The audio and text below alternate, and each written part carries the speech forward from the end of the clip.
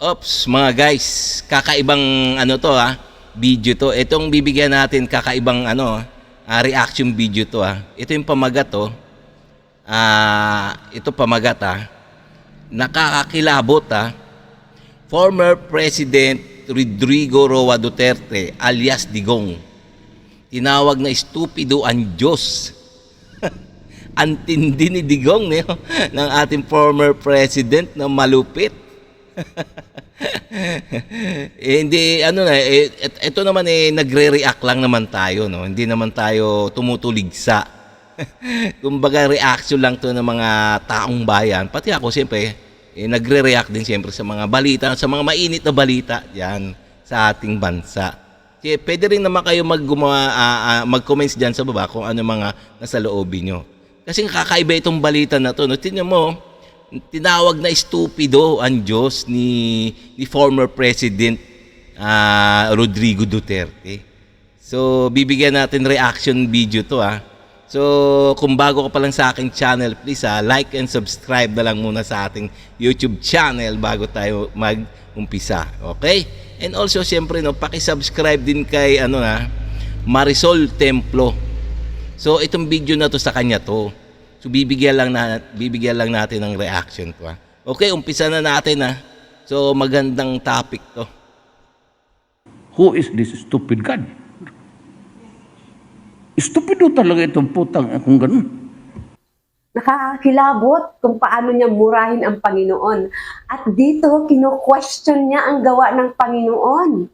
Sino siya para questionin or tanungin ang gawa ng Panginoon? Yon. Bago po natin panuorin ang video, nais ko lamang pong magpasalamat sa mga patuloy na nagsusubaybay at sumusuporta sa aking channel. Nais ko lamang pong ipabatid sa inyo na hindi ako troll tulad ng iniisip ng iba. Yes. Nandito po ako upang magbahagi ng katotohanan at i-share ang mga pangyayari sa lipunan na dapat malaman ng mamamayan.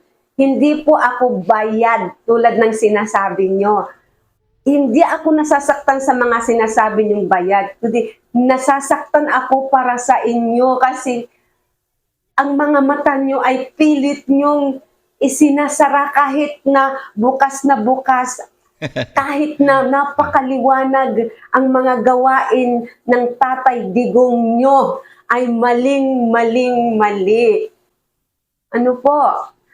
Sa mga hindi pa po nakasubscribe, please subscribe. Tulungan niyo po akong i-share ang video na ito para malaman ng marami at ma-open ang kanilang mga mata at mapanood nila mismo kung gaano katindi na, kung gaano minura ni Tatay Digong nila, Tatay Digong nyo, ang Panginoon. At kayo na po ang humusga. Matindi.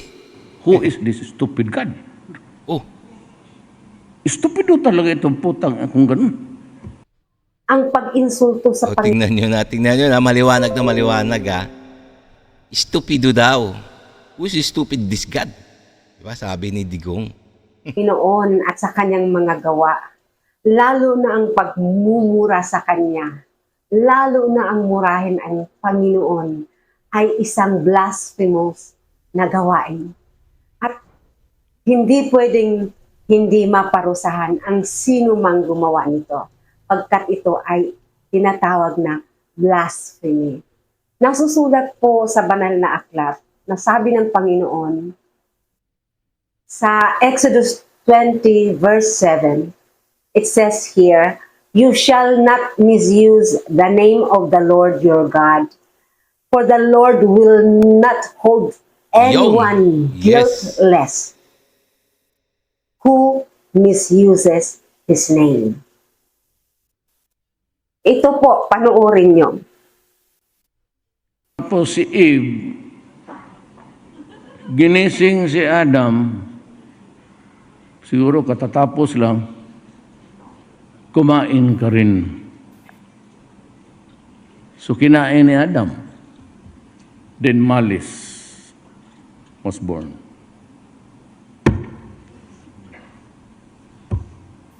Who is this stupid God? Uy, maliwanag na maliwanag Yan parang minura niya ang Diyos Who is stupid God? O, yan ha.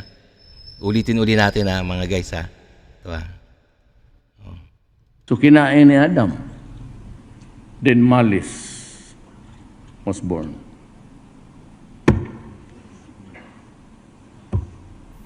Who is this stupid God? Yes. Stupido talaga ito. You created something perfect, and then you think of an event that would tempt and destroy the quality of your work. Yun. How can you rationalize a God? Maniwala. Oh, ikaw, maniwala ka?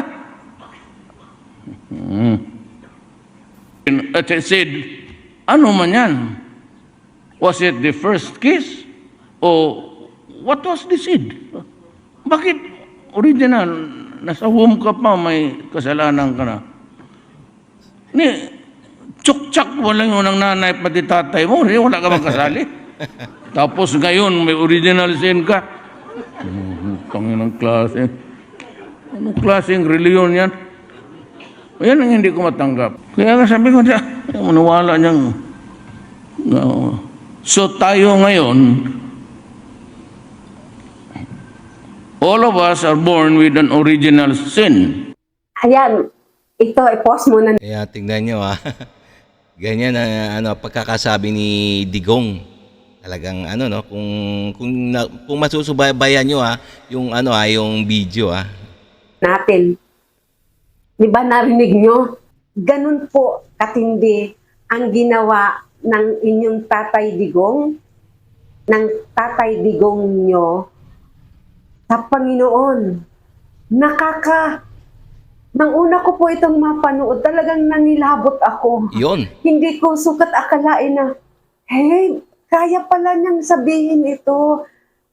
Paano niya nasabi ito? Bakit niya nasabi ito?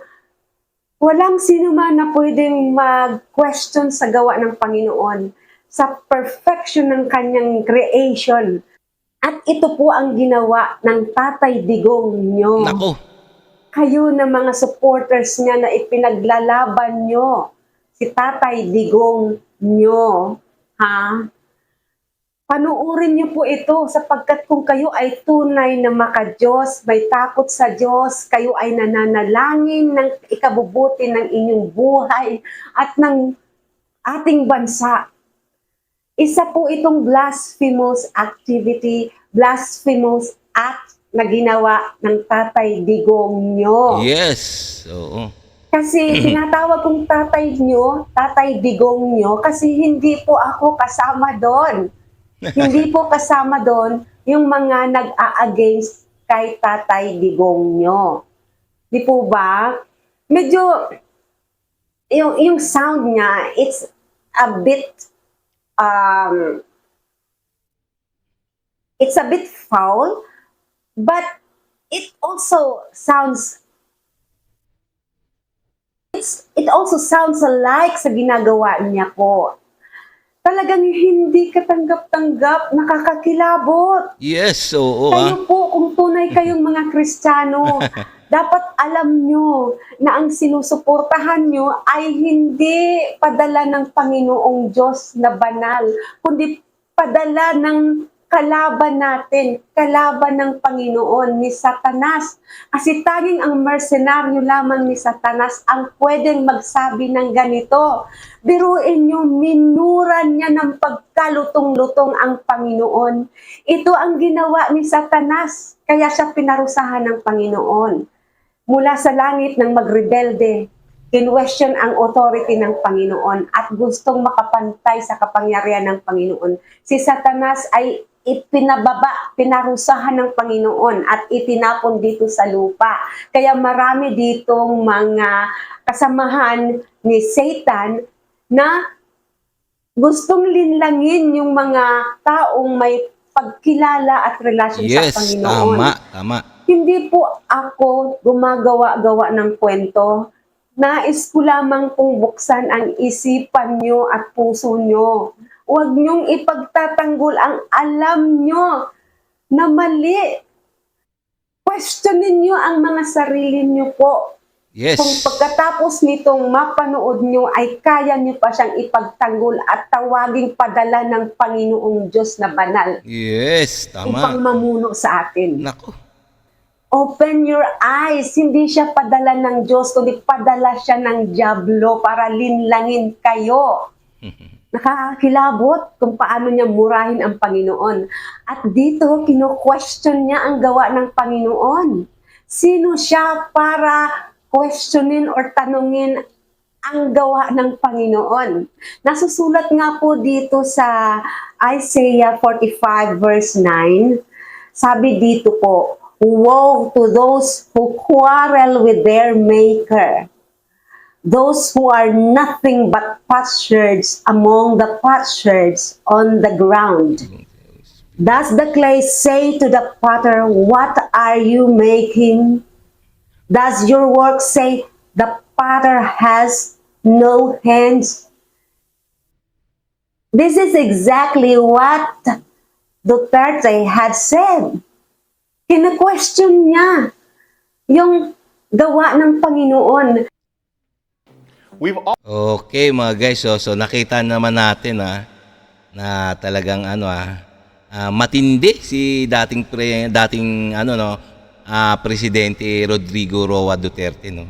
So nagawa niya palang nagawa niyang murahin ang Diyos. Kita niyo naman So hindi naman tayo nag-aalipos tao, hindi naman tayo tumutulig sa neutral lang tayo. Nagre-react lang naman tayo sa mga balita, no. Neutral, neutral tayo. Hindi tayo naninira o kakampi tayo doon sa isa, kakampi tayo doon. Hindi tayo ganoon. Hindi, neutral lang. So gumagawa lang tayo ng react sa mga nangyayari, sa mga mainit na balita sa ngayon. Okay, no? So nakita niyo naman na si former president Rodrigo Duterte minura ang Diyos.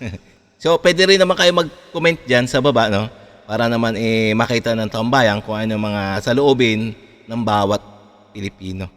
Okay, so hanggang dito na lang tayo. So please paki-subscribe na lang sa ating YouTube channel bago tayo magtapos. Okay?